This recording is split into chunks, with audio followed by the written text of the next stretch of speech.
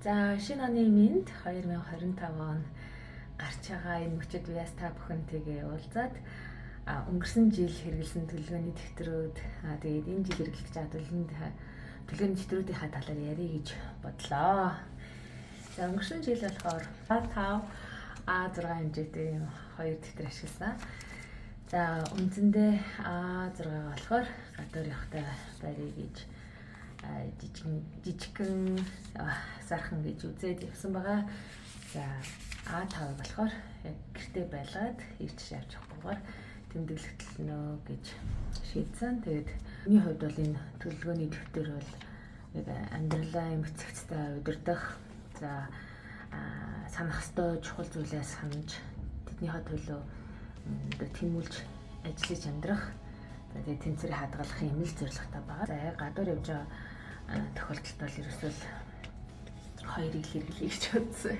Ялангуяа гадуур одоо аяллаар явж байхад ч юм уу тий одоо нэг boarding pass гэх нэг судлахаа толгоныг ингээ хийгээд авчиалаад хаана явж байгаа вэ гэж мартахгүй байх. Тэгээд нөгөө пассвортоос чинь ингээ нэг доор хэрэгтэй бүх юмудаа хийгээ явахаар чинь яг ажиллаж байгаа үед бол яг тохиолжтой. Тэр учраас энэ хавцыг авч гарч тэгээд энэ хавцан доторх дэвтэр хэрэглэх болно доо. Яг нь л би яг зөвхөн энийг хэрэглэнэ гэж бодож байсан юм чинь тэгээд энэ гоё юм ингээд авцсан. Тэгээд дэвтэр нь ч гэсэн яг энэ хавцандаа тохирсон гоё дэвтэр байгаа. Хувийн за сүм чуулганы тэгээд дээрэс нь одоо яг миний өөрийн бурхантай харилцаатай холбоотой зүйлийг би энд оруулъя гэж бодсон. Тэгээд 25 онд бас нөгөө өмнө төлөвлөжсэн боловч нэг хийж чадахгүй байгаа. Ажлуудыг бас ингээд хийх юмсан гэсэн хүсэл мөрөдөлтэй ингээд байж байна. Хавчуурыг авсан байгаа. За хавчуурыг нь болохоор хөгжлийн бишэлтэй хүмүүсийн дохионы хил гэж ойлгосон. Тийм үгүй. За тэгэхээр энэ дэвтэр маань нөгөө мега загвартай буюу ардаа нэг тэмдэглэл хийх хуудасныхан тоо нэлээд их байна. Энэ бол 100 дэвтрийг тооцогддог л доо. Ингээд гадар ирэж байгаа айгүй хасаарах айгүй жижигхэн хөөрхөн юм гоё дэвтэр байгаа. Тэгээд инторын зурагтай тэгээд инторын юм цэцэгтэй энэ дэвтэр байна. За ямар ч гэсэн нэг бяцхан чимэглэлүүдийг бас хийсэн. Тэгээд дараагийнхаа хуудастай болохоор зүгээр л washi tape washi наалт наалцсан. За энэ болохоор явсан чуулган сүнслэг үйлчлэлийн хувьд юу их вэ гэдгээ нэг 3 үндсэн зорилт хийх үйл ажиллагааны чиглэлээр гаргасан. 12 сараас шилжиж орж боломжтой. Тэгэхээр би 12 сарын сүүлээрээс ороод эхэлсэн. Тэгээ 1 сар хийх ажлуудаа төлөвлөд явах боломжтой болсон л байж байна. Тэгээ энэ болохоор нэг сарын төлөлт хийх хэсэг байгаа. Энэс гадна хамгийн гол нь энэ 7-7 хоногийн төлөлт хийх дэвтэр байна. Тэгээ 7-7 хоногоо болохоор юм хөндлөн загвараар өдрөөр ингэж биш тэмдэглэдэг. Ард нь болохоор юм хоосон нэг нүур байгаа. Тэгээ энэ нас их тохиромжтой формат л та. Яагаад вэ гэхээр би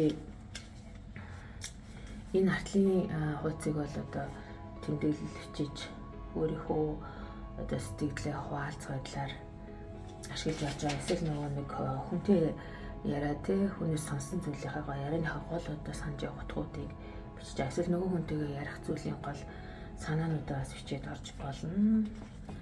За дээрэс нь нөгөө нэг ярианы тэмдэглэлт одоо хүнтэй уулзж байхдаа бас яг чухал уулзалтынхаа үеэр одоо биш тэмдэглэлцүүлээл ингээд биш тэмдэглэж байгаа. Тэгэхээр сая өнгөрсөн сарын үед болохоор сарын төлөвлөгөөний хэсгийг ашиглахаас илүү яг энэ 7-7 хоногийн төлөвлөгөөний хэсэг аягүй сайн ашиглагдсан байна. Тэгээд 12 сарын турш ерөнхийдөө иймэрхүү байдалтай гоё ашиглагдаад явсан гэж байна.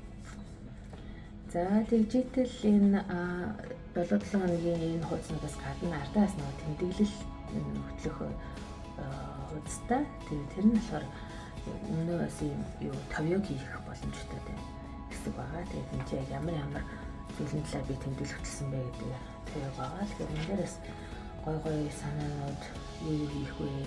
Ямар санаа орж ирж байгаа бичгээс гадна нэг удаа бүр номны маань ингээд санаанд орж ирсэн учраас бид номныхаа нэг бүлгийг нэг Монгол орсон дээр бичсэн.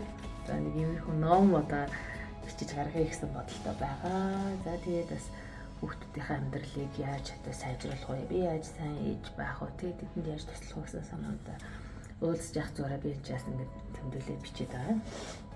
Энэ бол маш сайхан хэрэглэгдэж байгаа энэ дэвтэр байна. Миний бас нэг хобби нь болохоор юу чирнийл үзэг байгаа. Тэгээд өнгөрсөн жилийн хувьд цагаан шилтгэн гэдэг нэртэй.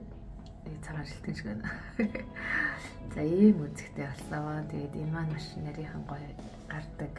Тэгээд гадуур авчиад бичээд нөгөө гар ерөөсөө заавардаг. За яг ажилтай холбоотой зүйлүүдэд тэмдэглэх. За scheduling буюу яг нэг ажлынхаа хуваарийг захиалга авчиж дэвтэр байна нагаа. За энийг л Sterling гэдэг компаниас Америкээс захиалсан дэвтэр. За өнгөрсөн жил болохоор би яг энэ компани А6 хэмжээтэй дэвтрийг авч ашигласан. Сарын тэмдэглэл буюу хийх ажлаа бичээс гадна ингээд ихсар дийхээ хийсэн байгаас гадна яг 7 хоног болтой. Яг энэ 7 хоног туршиж ирэх үү. За тийм ихний хэсэгтэр нэг босоо байгаа нь болохоор ингээд хийх ажлаа жижигжүүлэн гэж жоохон зай байгаад байгаа. Тэгэхээр нэг юм байдлаар сарынхаа төлөвлөгөө гаргачаад илүү дэлгэрэнгүй 7 хоногийн 7 хоног дотроо ингээд босоо байдлаар нэг өдрийн тийм төлөвлөгөөнд бас гаргах боломжтой юм эсвэл баа. Тэгээ ард нь болохоор дуртай юм бичиж болох юм цаасаа тийм миний 25 оныхоо төлөвлөгөө гаргасан. Энэ нас ингээд зорилтуудаас төвшөлсөн байгаа. Ер нь юунд тэмүүлж хүсэж байгаа юм бэ гэдэг тийм. Жишээлбэл сэтгцэн эрүүл мэндэж гэдэг юм уу тийм ээ. Анхаарнаа. За тэгээ санхүүгийн хувьд одоо амжилтанд хүрнэ гэж. За тэхийн тулд яг өдөр болгон чин зүрх сэтгэлээс ажиллана гэдэг чинь. За тэгээ 7 хоног бол заавал одоо нөгөө ажил олгож байгаа санхүү мөнгөөр хангаж байгаа тэр байгууллага хүмүүсийг өрөөж талархна. За тэгээд буцад зүйл нь болохоор тухайлбал миний биеийн эрүүл мэндийн чухал энэ бол нэг бурхны сүнс оршиж ариун сүнсийг агуулж идэг тийм сүм дугам.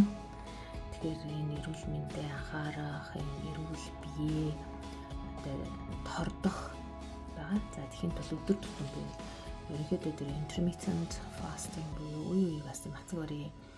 За тэгтээ яг тийм тэжээлэг сайхан хоол ундтай байна. За 7 хоног тутам те өөрийнхөө одоо энэ булчингос чангалсан үе хатан байдлаас нэмэгдүүлсэн дасгалуудыг хийх болно.